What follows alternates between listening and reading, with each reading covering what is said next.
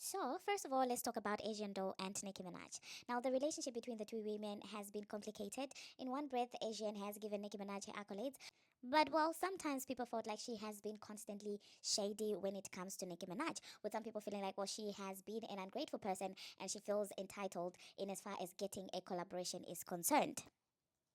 Now, there is a video on the internet that is quite old, where Nicki Minaj is on live, and that's basically the video that I played at the beginning of this video.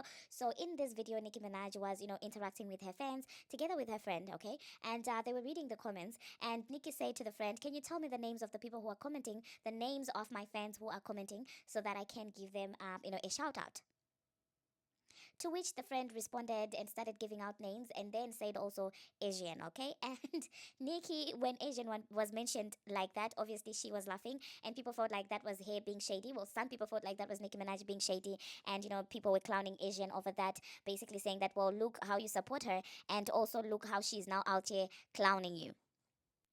So yeah, personally with that video, I do feel like Nikki wasn't certainly expecting somebody to give her Asian as a fan. I do feel like it's the context of saying out Asian Doe's name as a fan that made Nicki Minaj actually laugh. I don't think that she was trying to be shady, but knowing how Nicki Minaj is like, she's just effortlessly hilarious, and that's just how I feel about it. However, to my surprise, in 2025, this happened years ago, mind you, literally years ago. So to see in 2026 Asian Doll addressing this Nicki Minaj situation, to me, I'm just looking like, ma'am, is that necessary? And as for the interviewer, I mean, what's the point? It's like every person who's got an interview with any female rapper or any person at this point, because I mean, we did just recently talk about Andy and how he was asking, the cast of Married to Medicine, the cast of, the Real Housewives about Nicki Minaj. And I'm like, where does she get in those circles? She's not a reality TV star. So why do you get to ask about her? But then again, saying Nicki's name will certainly bring clicks to your content, so I do understand why people do that. However, it's still insane for people to continue doing the same thing. So after being asked about that, people were curious to see how Asian was going to respond to that, because lately it had been seeming like Asian feels some type of way about Nicki Minaj, because if you guys didn't know, Asian in her head is besties with Bongo 2. I'm talking about Megan the Stallion. And most people have been saying that, well, due to her loyalty towards Bongo too, and people felt like, she was throwing shade at Nicki Minaj at some point, saying that, she messes with Megan, that's her girl, that's her friend in real life. And that was during the time of his and, and Bigfoot, and, Nicki and Megan were having a back and forth. And it seemed to people that she had picked a side. So I guess when the interviewer asked her that question, they were expecting her to say something disrespectful to Nicki Minaj. But instead, she sort of defended Nicki Minaj and tried to clarify the situation, that Nicki wasn't laughing at her, which is rare in this day and age, because a lot of people, once there's a chance to act like they don't understand what Nicki was saying, to act intentionally daft, they will take that chance, because they do know that the Nicki ops are going to immediately rush to their rescue and, start to defend them and start to attack Nicki Minaj. But I'm surprised that she actually didn't take that route. But let me know in the comment section, you guys, what you think about that. Personally, I still find that video hilarious from years ago. I don't think she was intentionally trying to be shady, but it's just the way that the friend said, Asian doll, that made it seem so funny. That being said, speaking about people who are seeking relevance with Nicki Minaj's name, Ruby Rose. Because tell me why all of a sudden she's out there, having a loud mouth, speaking on Nicki Minaj like, they're close, like they have a relationship. And I'm just like, Miem, you're not that close with this lady. Not to mention the fact that what she's saying is literally contradicting with what she had said before, or how she had made it seem like, the relationship with Nicki Minaj is like. So this is what Ruby Rose had to say. She said, "I toured with Nicki Minaj." Okay, now it's "I toured with Nicki Minaj," as if they were on the same level, as if it wasn't a favor, as if it wasn't a privilege to be even her opening act. And she said her ego is so outsized. She had to fire someone after every show publicly, because she is 3 feet. She is 3 feet maga. On one night, she fired the security for not seamlessly carrying her from the stage, because she went to jump off several bars early. The third night was best. We were all going to get fired because it was her birthday. And well, and I'm just looking at this and I'm like, ma'am, years later, you're coming here expecting her to compromise her work ethic and how important her craft is, because you're there. I mean, if these people rehearsed for months what they were going to do on the show and the people were not delivering, she has the right to call people to order. She really does have. Just because to you something might not be important, your craft might not be important to you, doesn't mean anything. But it is also to note that previously this is what she was saying about Nicki Minaj. So I'm confused as to when she became this horrible person. When even after the incidents that you're detailing, about the tour, you still wanted to work with her. So, I mean, if you're going to talk about, if you don't align with what she's saying today, then address that.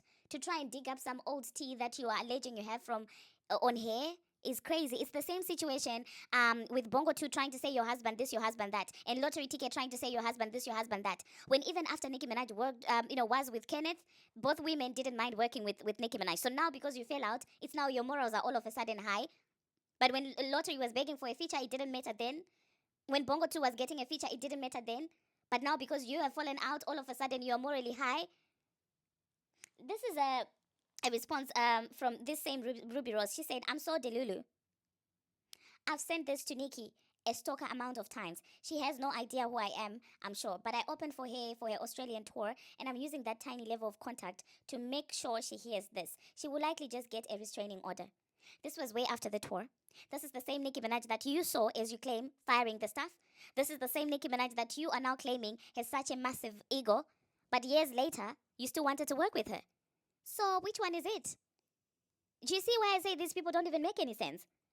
I'm pretty sure if she had gotten the contact that she was looking for, she wasn't going to be speaking like this. It wouldn't have mattered who Nicki aligns with. It wouldn't have to her. But now because she has this vendetta because of getting ignored, now she feels some type of way. The same thing with that girl that is going back and forth with Jada and who is inheriting the Ari and Jada situation and making it her own. What's her name? Super Peach. It's like when people try to work with you or try to get close to you and you politely decline, people will literally secretly hold some form of animosity towards you. And they will be waiting for a chance to also dogpile on you, which is just some lame-ish in my own opinion. Okay, don't wait for people to start saying these things about me for you to come and air out your grievances about me not wanting to work with you or about me ignoring you. And this is the same thing that all these other female rap girlies do.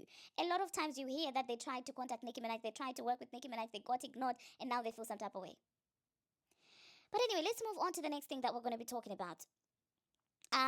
Let us talk about speaking about the double standards. Let's talk about NBA YoungBoy. In a recent interview, he's out there basically declaring his support for the current administration. But I've been waiting for hours. I haven't heard the backlash yet. I haven't heard the outcry yet.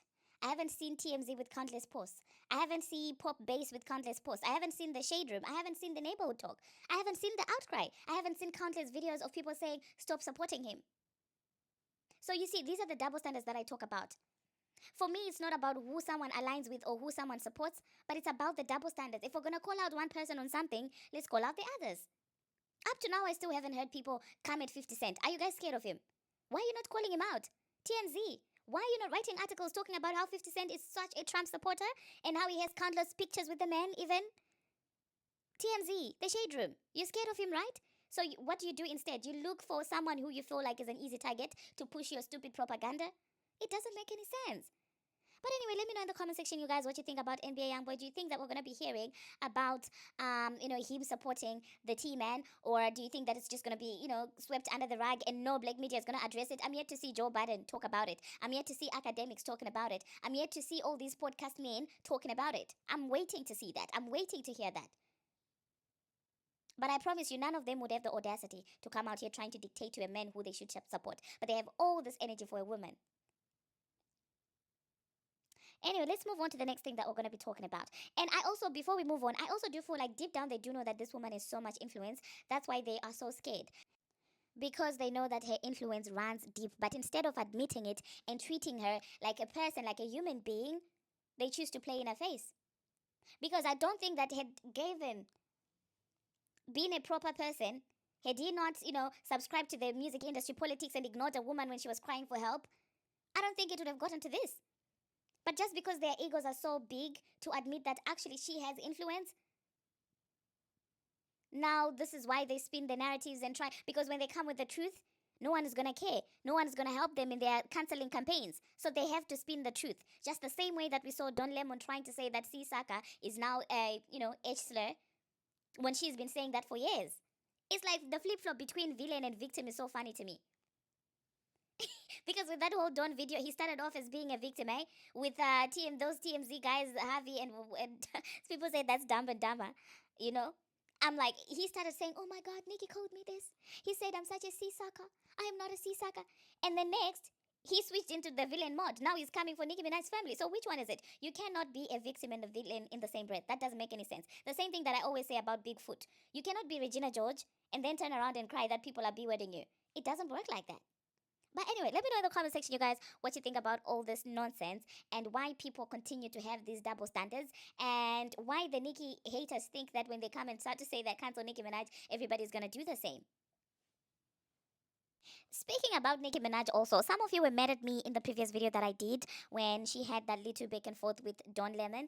And I was saying that sometimes I do wish that she wouldn't say anything because these people will always be waiting for her to say something so that they can use her as a scapegoat to the fire that they were supposed to get from people. And some of you expressed your frustrations. You said you don't like it when people say that, perhaps you shouldn't speak and all of these things. And I understand your frustrations, but at the same time, also, it's not a good feeling when these people come on and regurgitate the same insults, on her and they dodge accountability and refocus and reshift their energy to Nicki Minaj when you're supposed to be accountable for storming into a church where there are kids with thousands of protesters.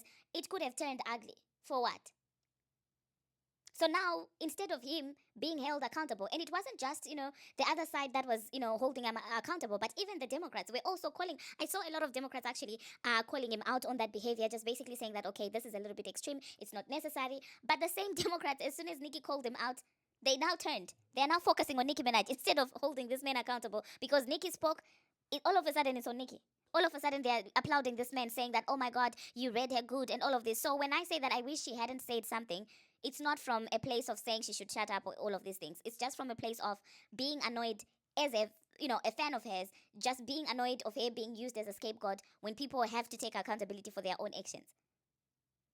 Because isn't it weird that of everybody who was calling him out, the only person that they had energy for is Nicki Minaj? Remember, he's not a music artist, okay? To say that the reason why they were focused on what Nicki said about him, they would say maybe that's your colleague, that's someone who is in the same industry. This man is a journalist, okay? And several people, several popular, famous people from different walks of life were calling him out. But out of everybody who was calling him out, it is Nicki Minaj that him and TMZ decided to address. Is that not annoying to you as a fan? But anyway, it seems like Nicki herself, she doesn't care about all of that. And she does these things intentionally because this is what she had to say, when someone was basically pointing out the fact that these people like to spin her words and all of these things. She said she did it intentionally. Let me look for the tweet where she actually addressed this. So someone had written and said, now that entire media leg posting that slur lie, lol, man, Nicki can tear these people up. These be full-blown smear campaigns. These media outlets are careless and tacky. And Nicki responded to that and said, LOL. And I purposely wrote it that way because I knew that would be the only way to get the sea suckers to post about it. They would have all collectively ignored the despicable behavior displayed by Lemonhead. I'm glad they're angry. They're about to get angrier. So it seems like Nicki was just trying to get people to see how ridiculous, his actions were and to talk about these crazy happenings. So she knew that, they were going to speak about what she had said. And that way, what Don Lemon did would have been more platformed. Because the first post from TMZ that I saw about the situation is the one where Nicki Minaj was calling him out. So it seems like her mission was accomplished, and it looks like, we might be bothered by the disrespect more than she is, because I guess she knows that she's doomed if she does, doomed if she doesn't, and that's why she really doesn't give an F anymore. That's why she says whatever the F she wants to say.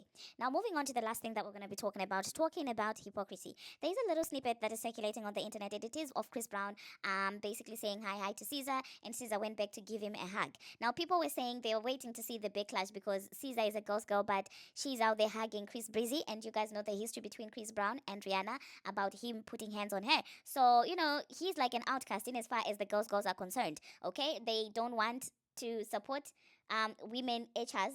So, logically speaking, with how much of an activist SZA is or SZA presents herself to be, I guess they were expecting her to ignore him and not acknowledge his existence. So, I don't know. Let me know in the comment section, you guys. Do you think that such a short hug deserves SZA being called out for the hypocrisy as someone who stands for women and someone who is such an activist?